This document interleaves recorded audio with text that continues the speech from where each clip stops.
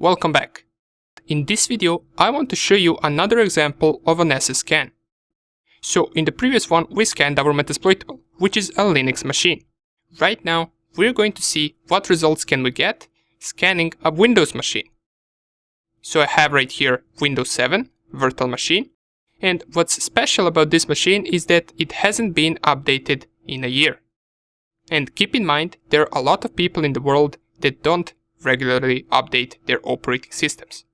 This machine specifically doesn't have any additional software installed and running on open ports. The only open ports it has are these ones, and most of them are open by default once you install Windows 7. Let us see what our Nessus scan will manage to find on an unupdated Windows 7 machine. So let's go right here and go on to new scan. We already know how we can perform the scan, so I will not be explaining the details. We navigate to the basic scan and we can type right here Windows 7. The IP address I checked out right here, it is 192.168.1.6, and if I scan it, go to the discovery, we can scan all ports. In the assessment, we're going to scan for known web vulnerabilities. In the report, we leave everything default, and in the advanced, we leave it on default. I will click on save, and I will just run my scan. This will start scanning my Windows 7 machine, and in a few minutes, we will receive the entire scan and all the vulnerabilities it managed to find for our Windows 7 machine. Once again, keep in mind that it doesn't have any additional software installed. I just installed an operating system and connected it to my network.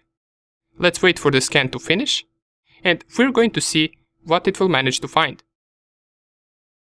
Okay, the scan has finished. Let us check out the results that Nessus gave us. If I click on my Windows 7, we will see it managed to find 4 critical vulnerabilities and 2 high vulnerabilities. And these are the vulnerabilities it found on Windows machine that hasn't been updated. Let us check them out. If I click on this and click on Microsoft Windows multiple issues, we will see 4 critical vulnerabilities. Unsupported Windows OS. This means that the Windows has not been updated, as it says right here, is either missing a service packet or is no longer supported. This simply means it hasn't been updated in a while. As a result, it is likely to contain security vulnerabilities, and that is true. We get the MS-14, which it says right here, vulnerability in channel could allow remote code execution, uncredentialed check. And down here, we also get what type of vulnerability it is. So we could just search for that vulnerability, search for an exploit, and gain access to our Windows 7 machine. We also get this RDP, RCE, or also known as the Blue Keep attack.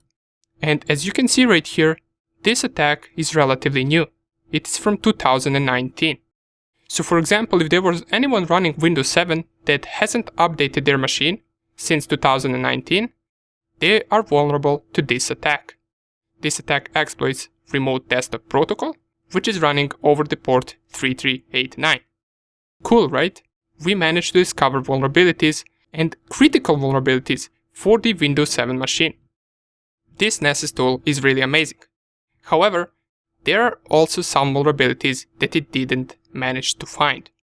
And I'm talking about really high vulnerabilities. So it is finally time.